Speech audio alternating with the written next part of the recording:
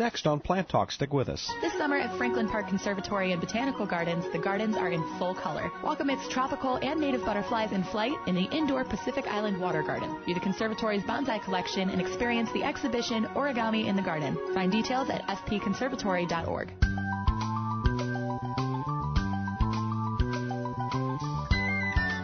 And welcome back to the program. Mark News here alongside Fred Howard, the Ohio nurseryman, and Hilda's on the line with us. Hi, Hilda.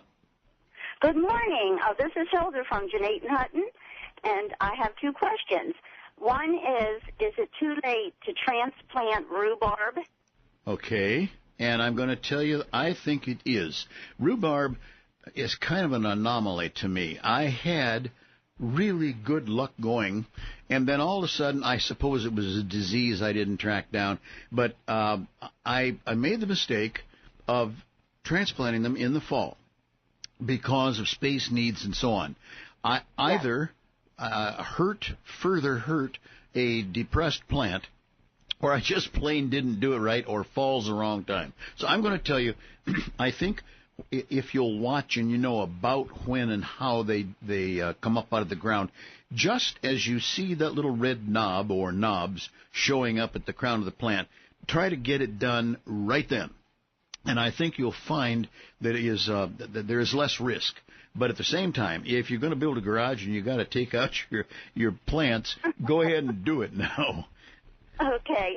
We've had the most beautiful rhubarb for over 20 years. Okay. And I did take care of it through the years with putting good compost around it at the right times of the year. Well, something happened, like you said, to your rhubarb. All of a sudden, my rhubarb is no longer there. It's not robust, and I think it was attacked by something of nature, and I didn't know it, but it's still some back there, and I'm thinking maybe I don't know anybody that I could get transplants from, because this person died, and it was the good kind that's red rhubarb, and it was hardy. I would pull it out every spring, and I would wait till it was fully ready, and I would just pull it out. Right. And people around here didn't know that you could do that, and I think I heard it on the radio. This is a long time ago, and I'd have a fall crop that came up. I didn't cut it like most people do. I'd pull it out, and I'd have 2 crops a year. But now I hardly.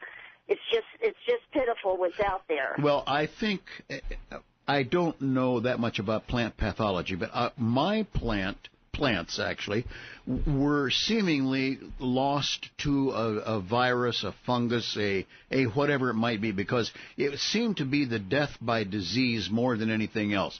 And then to rectify that, I moved them in the fall, and I think I just finished the process. But I believe if you have live parts, and you can at least give it a try, I would try to move to a different area, but dig the good parts that you can see, put them in a newly prepared area so that if it is a disease, you're only moving a diseased plant and not into already contaminated soil. So I think spring is your best bet on that.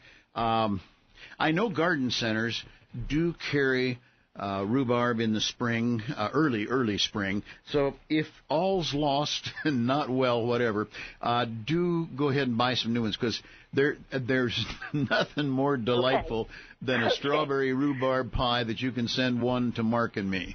Yes, absolutely, especially if you come to Newtown Mall next year. Okay. I still have some in my freezer. I'll plan anyway, may I ask you another question? Okay, sure.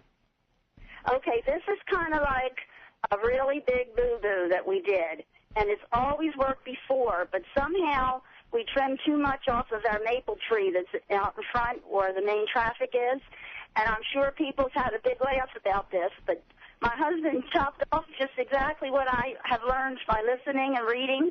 Anyway, we have out there 2/3 of a tree that don't have anything on it, and 1/3 of the tree that had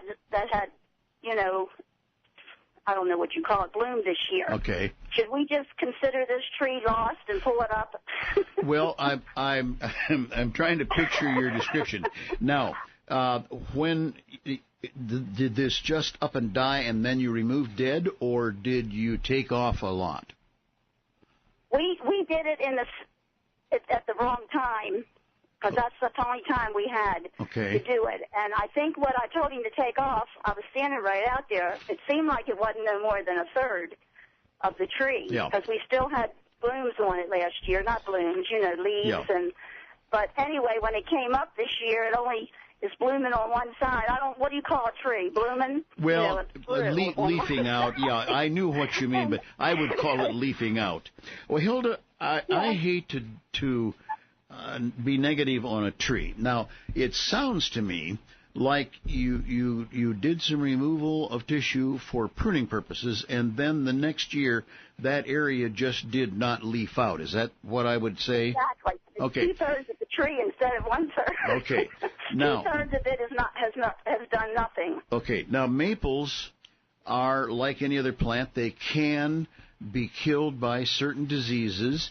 It sounds like you went into the plant a little too heavy, but there could be a vascular disease called verticillium wilt that is in part of that tree and not the rest. Now, that is not a good sign. However, if I were you, I would remove what you know to be dead yet and get it out of there.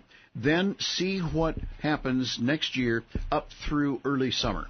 If the balance of the plant leafs out, normal size leaves and so on, there's a chance that the disease has been removed from the tree.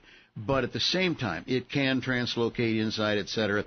But I would say be prepared to put a new tree in next fall if that's necessary. But in the meantime, I would see what happens to the tree.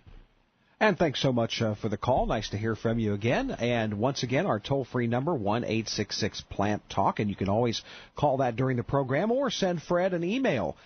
He always tries to answer as many email questions as he can during the program. And that is fred@planttalkradio.com, or just go to our website, planttalkradio.com, and click on the Ask Fred button. Fred's to-do list, that's coming up next. Stick around. This summer at Franklin Park Conservatory and Botanical Gardens, the gardens are in full color. Welcome its tropical and native butterflies in flight in the indoor Pacific Island Water Garden. View the conservatory's bonsai collection and experience the exhibition Origami in the Garden. Find details at fpconservatory.org.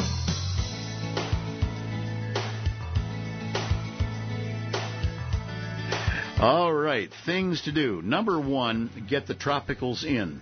I think it was 35 at Mark's place, 36 at mine, maybe yours more or less, but it's time. Now, along with that then, if you have ceramic pots that do not imbibe water and you empty them of soil that is also not then going to hold water, they probably can stay outdoors. But if you have something made of, I'm going to call it a concrete-like mixture that can imbibe water in the cracks in between particles and so on, that water can expand on a freeze and crack the best of vessels. I know of one, well, let's call it a clay container, 3.5 feet high, 3.5 feet across, $300, and it cracked top to bottom because the water literally froze within the plant root body and split the darn thing. So try to avoid that. Now, enjoy the fall color. There's benefits to being outdoors doing some fall tasks, so enjoy.